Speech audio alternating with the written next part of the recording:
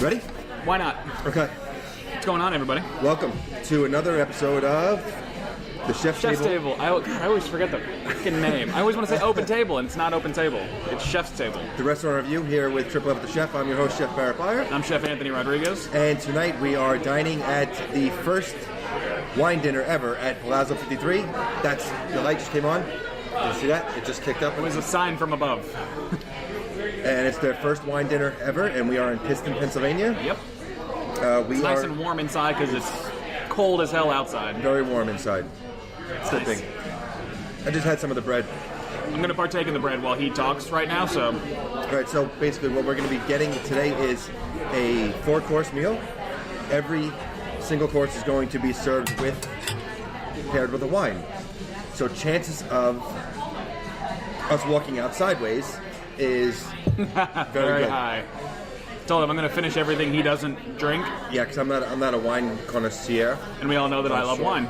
And I don't, so I'm going to still drink it though, because if you have to pair something, that's how I learn. That's how everybody learns. Yeah, exactly. That's very true. And now, we have someone that professionally pairs wines with food, so they should know what they're doing. The wine rep is actually in the house. He is. He's somewhere. He looks like Santa Claus. He does. He really looks like Santa Claus. So maybe we'll get him over. When we get the courses, we'll have him explain why he's pairing us. Why he looks like Santa Claus, and why he pairs. Why he pairs a certain wine with a certain food. That way we can give you guys some information and we can learn some information. Why not? Everybody learns. So until we get him over here. Cheers. Cheerio. So, I just spoke to Tom, the wine rep. He is going to be describing the wine that he's pairing with the food later on. So when he does that, we'll zoom on in on him. We'll try to. We'll try to. And if not, we'll take notes.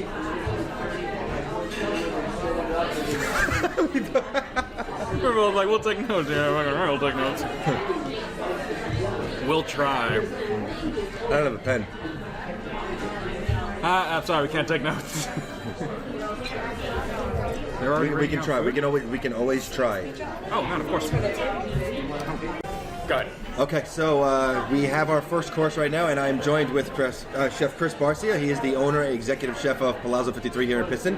Thank you for having us. We appreciate it. Oh, we're glad to have you here. So what I would like you to do is describe. I don't know if the light's going to really catch it too much, but we'll take some pictures. We'll take pictures and post that up there as well. What you're seeing here is your typical Italian antipasto.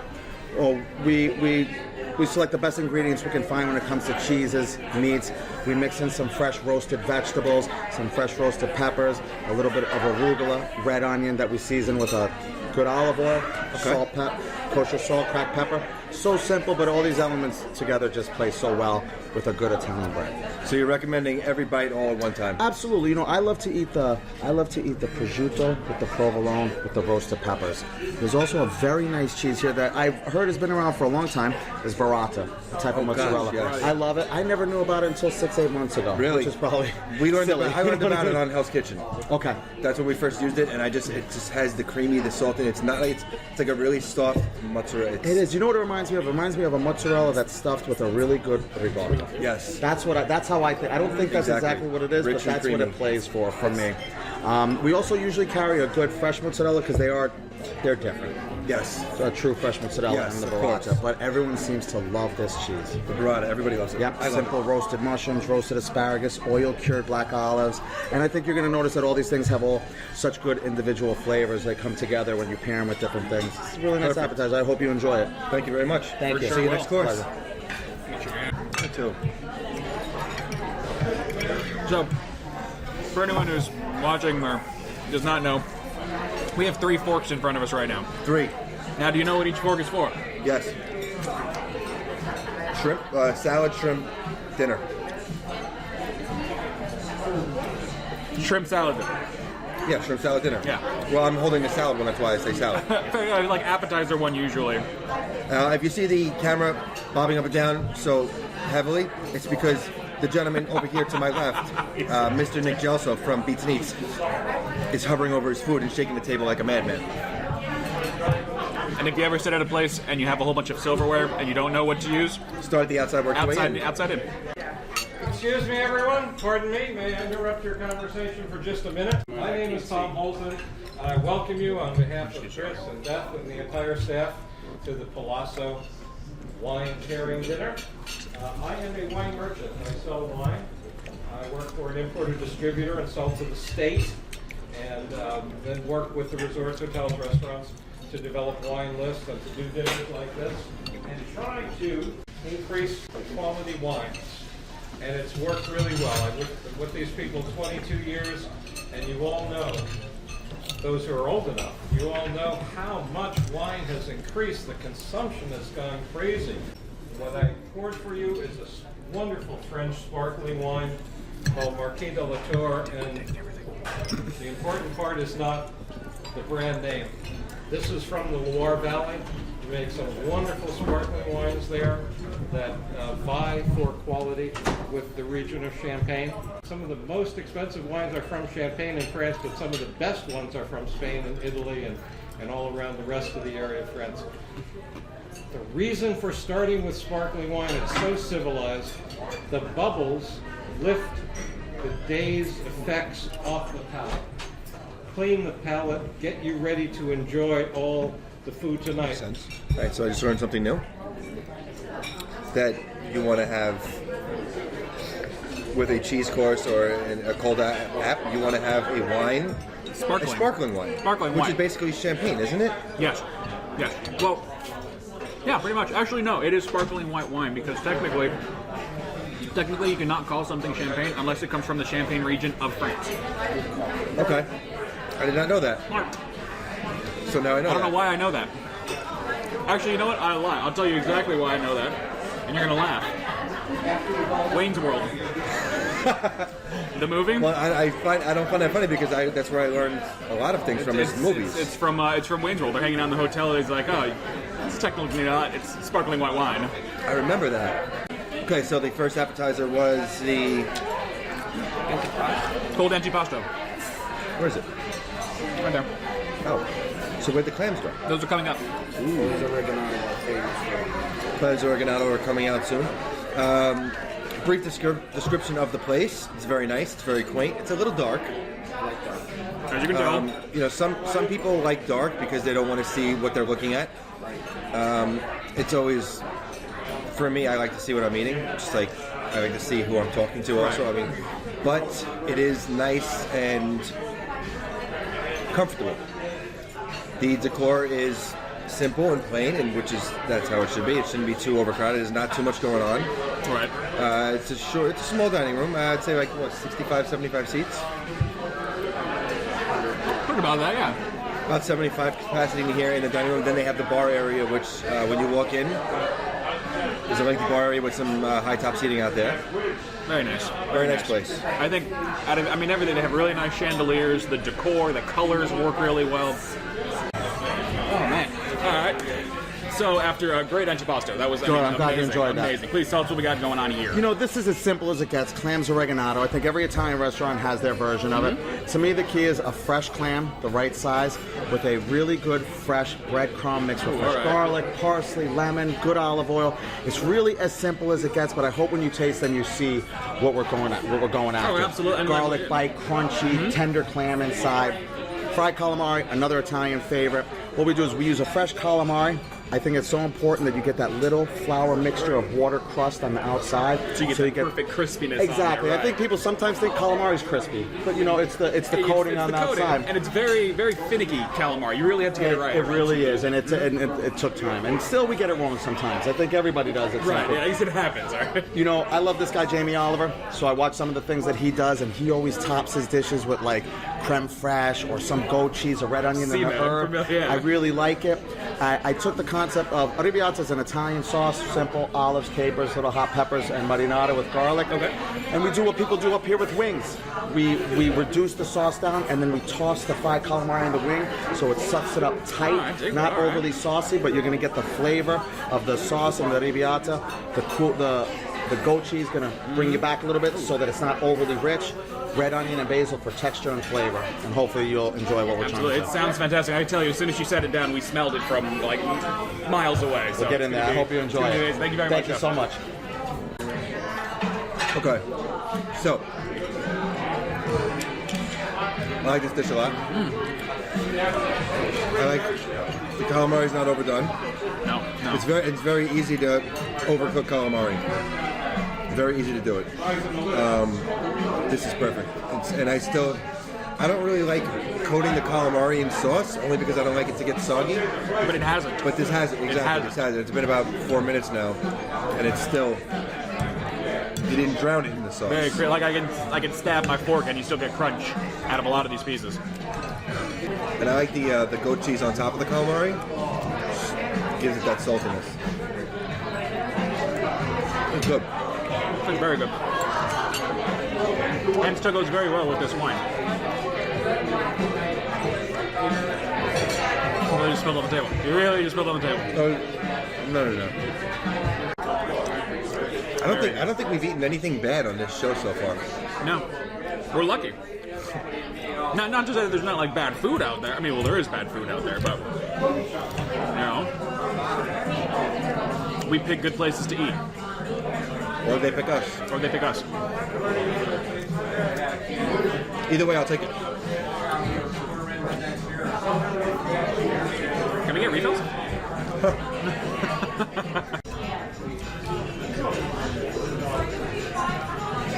No idea what I'm doing right now.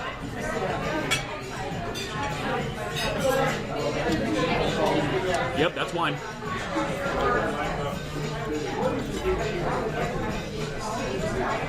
Gave him some of Nick's. Cheers, Nick. He's not here anyway. That's right. Come and take all of it.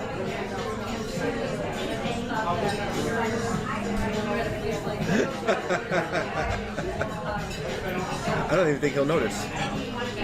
Look over there. He's got two glasses of water.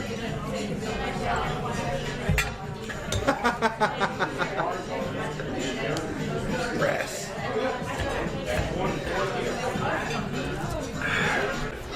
One more minute, we'll talk about salad and wine. Usually a very bad idea. So is soup and wine. Liquid and liquid don't go together, and wine certainly doesn't go with vinaigrette dressing. But on this salad, it's dressed with olive oil and salt and pepper. Very simple. But what we have is a wonderful, artistic, very easy to pronounce Masciarelli Trebbiano d'Abruzzo to go with this. Just over the Apennines from Rome is the region of Abruzzi, and they make Montepulciano in red and Trebbiano in white. It's bright, it's clean, it's very acidic, and in wine, acid is a good thing. Next course we have coming up, it's going to be the entree. Pasta. Or one of Oh no, pasta. Oh my It's a god. pasta course. So there was actually 1, 2, 3, There's 4 in a dessert. 4, 5. Well, yeah, if you count. Yeah. The antipasto and the clams were considered appetizers. They put them as one. You got fancy lights. Now wait. It is going to. This is the one time it stops changing colors when we have it on camera. There we go. Oh, you had to touch it. You son of a... Do you really have to touch it? No, you don't. No, it's just heat. He's off. You have to touch it. Whatever. Fancy. Not fancy. Nice. What did you think? It was good. Interrupt your conversation for just a minute. We're on to a pasta course, and pasta is an open palate. You can use red wine with some. Obviously, Chianti is great with red marinara sauces, and you can use white wine with some. This is fig gorgonzola cheese. It's going to lay a little heavy on the palate, but we have tomato, a little sweetness from the fig. So I thought a nice, clean, bright Washington State Chardonnay would be nice with this. So you have, although 90% of the wine in the United States is made in California, Washington State is the second largest producer with about 4%. Cooler climate, not as intense the wine, but this is good for Chardonnay and it's good for Pinot Noir. Bright, crisp, clean. Enjoy that with the pasta. Thank you. All right, so this is the sasheti with fig and gorgonzola and a lobster and tomato cream sauce. And it smells delicious. How does it taste? Scallops. No, there's Good. there are scallops. And shrimp. And the plate's hot. Yeah. Good sign. Can you taste fig? Not really. I think it's in the I sachets. think it's in this. Yeah. It's got to be. So, you know what it is? It's probably the fig that's in there. See that? The fig that's got to be in there. Yeah. Yeah, it is. Wow. Wow. It is a good dish. It's a very good dish. The flavors are balanced really well. But I think, like you, I'm just not a fan of fig. Nope. So would I personally order it? Probably not. But does that mean it's a bad dish? Not in the slightest. Because it's a very good dish. The cream sauce is great. The pasta's cooked perfectly. The scallops are good. The lobster and the shrimp, it's delicious. And when you get all of it in one bite, Oh, but because I don't like fig, if I saw it on the menu, I wouldn't order it. that's what I'm saying. This is what I would order immediately. That was Nick.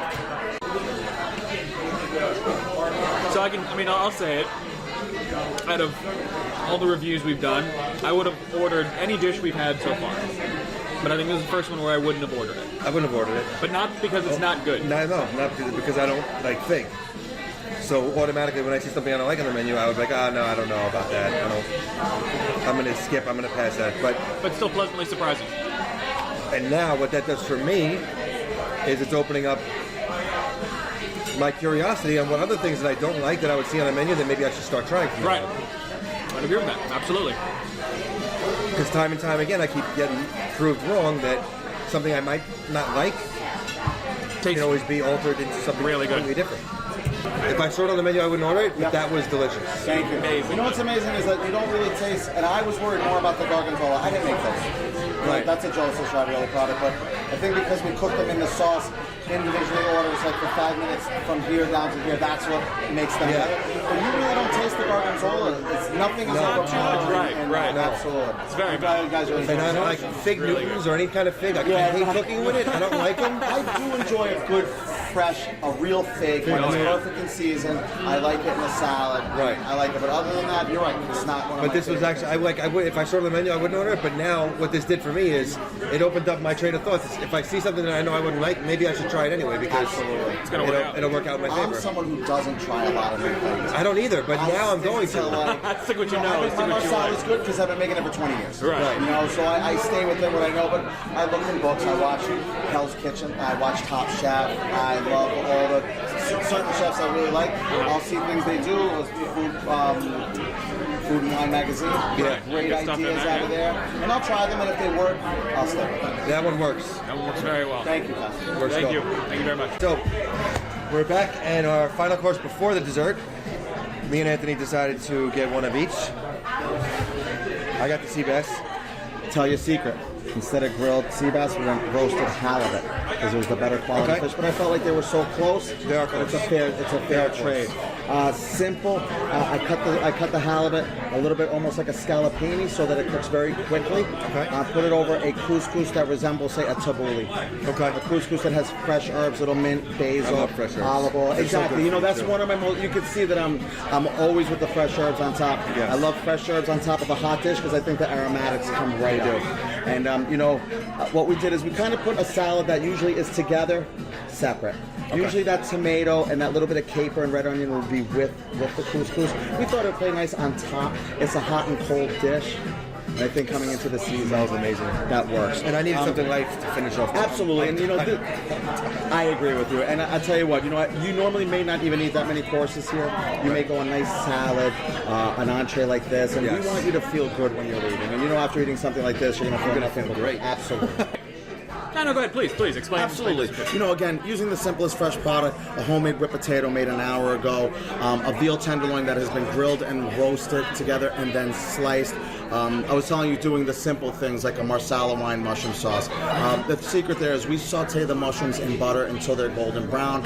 We add the Marsala wine, a little bit of broth, a little bit of demi-glaze, and then we cook it down to that beautiful shine. And then, really, you don't need a lot of sauce, but what you're going to get is a lot of flavor out of those mushrooms. Absolutely. And another, we call that the ultimate veal Marsala by using a tenderloin and a Marsala sauce, and that's just something that we do simple. What's your seasoning for the tenderloin? You just go salt and pepper? Oh, or yeah, basically all we have out there is kosher salt and pepper and olive oil. A couple fresh herbs and things like that, but that's basically what we use for the most of what we do. Perfect. Thank you very much. I hope you guys are enjoying it. Thank you so much for coming tonight. You guys have been a real pleasure. We're doing the authority to pass around wonderful agave from Piedmont, northwest Italy, in the area of Barolo and Barbaresco and all those big wines. They make a grape called Cortese, and from that agave is made, named after the city agave, full, deep, white. In red, we're going back to Washington State so that we're not too heavy. And this is a Merlot. Oh my God. A Merlot. Can you imagine actually having a Merlot? It really got scratched over the past 5 or 6 years. People didn't want Merlot. They only wanted Pinot Noir because of the movie. Yes. But Merlot has really regained its place. He's awesome. In the quality wine, in the artisan wine, rather than bulk wine at the 1.5 liter bottle, Merlot is a great wine. This was too. Okay, so I just had the fish with the couscous and the fresh herbs. Oh, and I just had the veal and I love using fresh herbs. what's that? Like, I remember you two were talking about that. They work perfectly together. Anything you can. Fresh herbs have a lot of antioxidants in it. Yeah, thank you. And it builds up your immune system by eating fresh herbs. So maybe that's why I never get sick, because I'm always eating fresh herbs. I don't. Never mind. Like I put cilantro in my eggs in the morning. Okay, cool. I put cilantro in everything. I would put cilantro in something like that as well. I would have had the veal, mashed potatoes, and the masala mushrooms. It was. That was delicious. Absolutely delicious. I just had the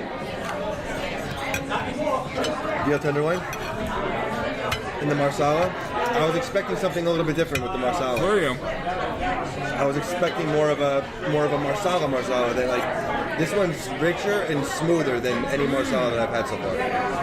The mushrooms are perfect. This. Oh my god. Now I know what you meant about, or what both of you meant about the fresh herbs on top. Yeah. This is so fresh and light. And oh my god, I can eat so much more of this as I wasn't already so full. I'm beyond full right now. And we still have dessert. And one more wine. He loves his wine. Wine is good. Nectar of the gods. I think someone said it at one point. But welcome back, everyone, to Triple F with the Chef. I'm here with Tom Holton. You are the wine merchant for most of the Pennsylvania area, or how much do you cover? I cover 1/12. Okay. We have 12 people in the state of Pennsylvania working for the company, The Wine Merchant, and we sell to the hotels and restaurants and You sell to my resorts. club, too. And You sell to Huntsville. a lot to country clubs. A lot yes. to, I could imagine. Now, tell it, like, what, this is the, explain this one, because I had this one with the veal. It's a wonderful red, much maligned Merlot. Everybody's down on Merlot and up on Pinot Noir, but this is a cool climate Merlot. Washington State, beautiful place to grow wine. As a matter of fact, you probably will hear about this area in the future. This is called, it has a wonderful name, Horse Heaven Hills. Horse Heaven Hills. Not as catchy as Napa Valley. But it works. It works. But it is, Horse Heaven Hills is a really high quality growing area and some really wonderful vineyards there. This is Canoe Ridge is the brand. Merlot is the grape. And they're calling this a reserve wine. Okay. In Washington, it's a legal term. In California, you can put reserve on anything you want. But in Washington, it means that it's been aged and it is your premium cuvee. That's what I was about to ask. What does it mean when it is reserved? Okay. What was your approach to pairing it with the courses? Now, did you have the wines first, or did he have the meals first? How did you and the chef work together with this? It's much easier. There are so many wines in the world. It's so much easier for them to prepare what they want, come up with a menu, and then I can pair wines with that. The idea with this one in particular is that veal, yes, is a red meat, but it's not that heavy steak, ribeye, or something that needs the big Cabernet. A softer, cool climate Merlot, a little easier tannic. It doesn't bite you on the inside of your gums. Absolutely. The tannins are easier, and it's a very pleasant wine to go with veal. And I think it matches up perfectly. Thank you. And real quick, because I know that a lot of people aren't really savvy on how you taste wine, like how you really experience the flavors. And I've had to sit down with you when we were trying wines, and you gave me some tips on how to really taste wine. Okay. Well, it's a matter of the color, looking at it and enjoying that, enjoying the touch and the taste. Okay. And then the best thing to do is swirl it around inside your mouth a little bit, put it under the tongue and over, and get all those taste buds involved. Then there is one really unique trick that I always do, and it's foolish, but you can do it without people noticing. Okay. Let the wine in your mouth a little longer than you think, like good 15 seconds. When you swallow, breathe in through your mouth and out through your nose. In through your mouth and out through your nose. That hits the roof of your mouth where there are a lot of receptors from the brain that could really get another level of enjoyment from the wine. That's awesome. That's a nice tip to know in case anyone that's trying to learn how to try wine that really wants to get as much flavor out of it as they can. No, that's awesome. The wine so far have paired up excellently with every dish. I want to thank you very much for my pleasure for putting this together, for helping put it together, for giving us a great experience. Very good. I hope to deal with you more in the future. Thank you. Cheers to you. Take care. A wonderful tiramisu with a port. A port. A port. We love port. As in Porto. There are lots of kinds of ports in the world, but basically they fall into two categories. One is nutty and brown, and that's called tawny because it's aged in barrels. Then there is one that is vintage, purple, fruity, and that's aged in the bottle. So bottle aged, and this one is tawny, barrel aged. Thank you for coming. I hope you enjoyed everything. Let's give the staff in the kitchen and the staff on the floor a nice hand. Finally. And now dessert. And now dessert. Dessert is the house-made tiramisu, which they made today. And served with a Willow Glen port. I'm not drinking the wine. How's that tiramisu? If you don't want yours, I'll take it. I'm glad you made it today and served it today, because I don't like it when it's too soggy. It's more exactly. Yes, it is. Some people are like, oh, I want the spongy and the coffee and the. I don't like that. I like it better when it's more of a cake-like, which is. The texture is a lot. I mean, it's different, but it's good. Most places, when they buy it, they freeze them. They defrost them to Mush. watery. Right, yeah, there you go. Definitely don't want. No, not at all. Perfect. I always, no matter what, have room for dessert. Look at how full I am.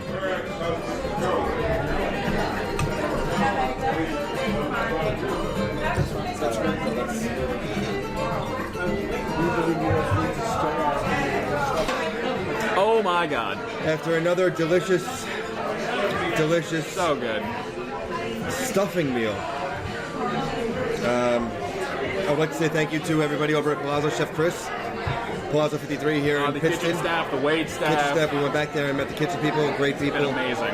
Food came out, everything was perfect. I don't have one complaint. Service was phenomenal. Very on top of things. Anthony's wine glass always stayed full. Right, and that's important. It's very important. Every All in course, all, it was great. every course is great. I can't complain. I think they really put something together nicely. The wines matched up with everything very well. The restaurant is fantastic. Yes. the actual restaurant itself. Yes. The decor is great. The color is great. I mean, I could do nothing more than recommend to come on down. 53 Main Street, Pittston, Pennsylvania. It's Palazzo 53, Palazzo in case 53. you're confused. Right on Main Street. Dude, do it. Come on down. Do it. Check out the link at the end of the page. Like them on Facebook, Palazzo 53. Or you can go to our chef page, It'll always be on ours as well. Triple F with the Chef. Follow us on Twitter, There you go. Triple F with the Chef. Triple FW the Chef. W the Chef. W the Chef. You can find him on, Barret HK11. and me on Anthony HK11, And Facebook, Chef Barret Beyer. and Chef Anthony Rodriguez. How come I can't find you? Are you just Chef Anthony on there? No, it's Chef Anthony Rodriguez. I can't find you. They had a Chef Anthony already. He's a bastard. Okay. But thank you again, and stay tuned for more to come. Pieces. Reese's Pieces. Reese's Pieces?